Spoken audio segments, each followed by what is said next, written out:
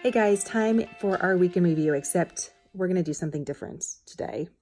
And instead of taking a look at the news, we're just going to have a moment to talk a little bit more about Memorial Day.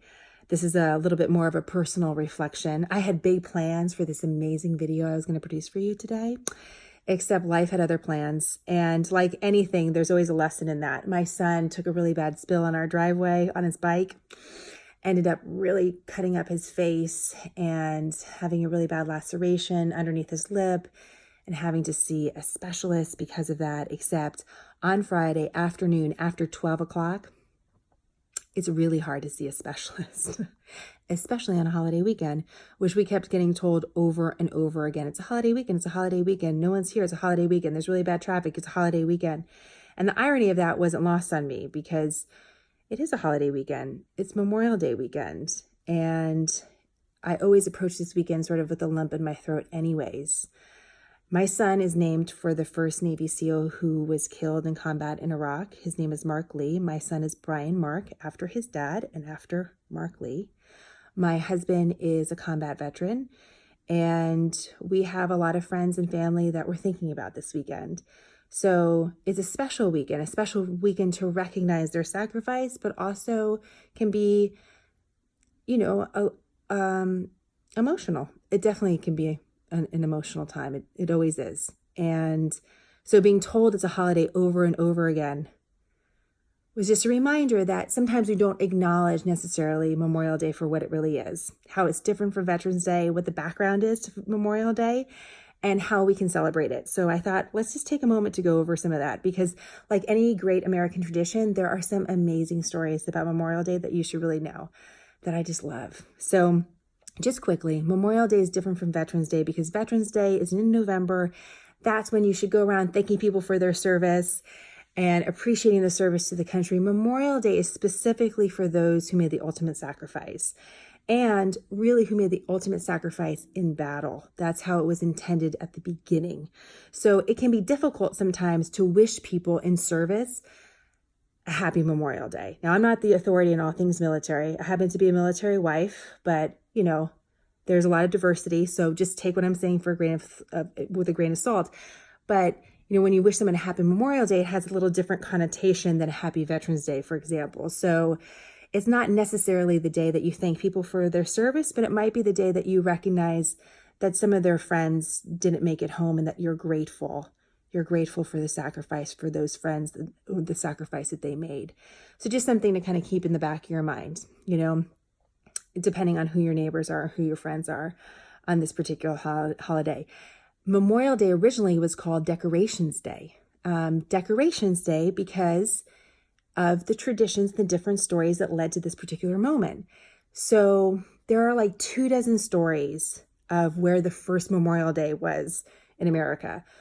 One that seems to rise to the surface is a story about women that were heading out on Decorations Day to the cemetery to decorate the graves of Confederate soldiers. And as they were there, they noticed that Union soldiers' graves, their tombstones, were not cared for. And this would be very typical because if you died in the Civil War in a different part of the country than where you were from, the likelihood that your body would be brought back to your family was very slim.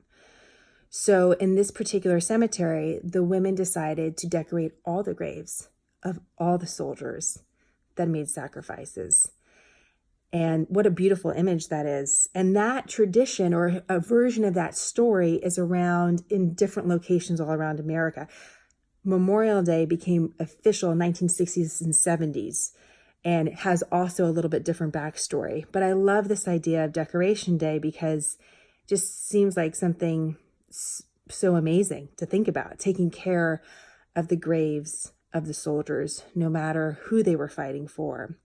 So I was thinking about that because I think sometimes there is this desire to make these grand gestures about Memorial Day.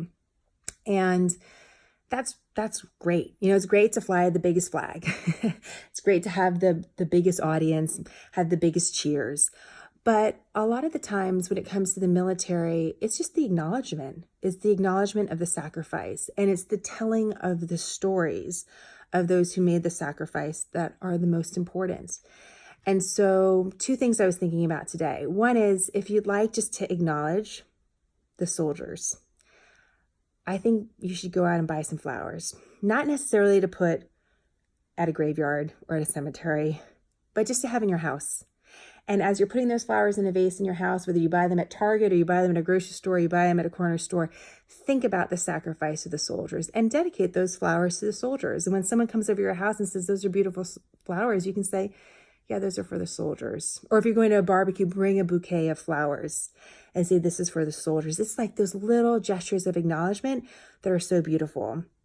The other thing is if you want to look at a military organization that really continues to tell the stories of soldiers, one that I love and completely believe in is called the Travis Manion Foundation. It was founded by the sister, the father, and the mother of a Marine who died in Iraq, Travis Manion. And one of the things that the organization does is it goes into communities and it tells a story of a particular soldier. And let's say the school that they're talking to will do a service project in the name of that soldier. So the students learn a story about someone who made a sacrifice and then do something as part of the community just to recognize that soldier, but also contribute their own service, because there's so many different ways to serve. Not everyone's going to serve in uniform. And not everyone's going to have the opportunity to make that sacrifice. But there's a lot of ways that we all can serve our community. Smarter News is my service. I hope that if you get delivered quick, concise, nonpartisan information, you can feel more liberated, more free, because the news is less stressful and you feel more empowered by information and you have more of an ability to live as a free citizen, which is what we all want, whether we're in America or beyond. I want that mission for Smarter News all over the world. And so this is my little bit of service. But for today and for this weekend, I hope just delivering to you a little bit of the backstory of Memorial Day helps just remind us why we have the 3-day weekend and why we do call it a holiday, and gives you just a little way to acknowledge those who did make the sacrifice. And by the way, just on that, even though it can be somber, Memorial Day, I think it's fair to say, from those that I have known that passed and those that I didn't, but hear stories about, that they would be right alongside you and your family celebrating this weekend. So enjoy your weekend. Acknowledge those that made the sacrifice. And we'll see you next week on Smarter News. Have a good one, guys.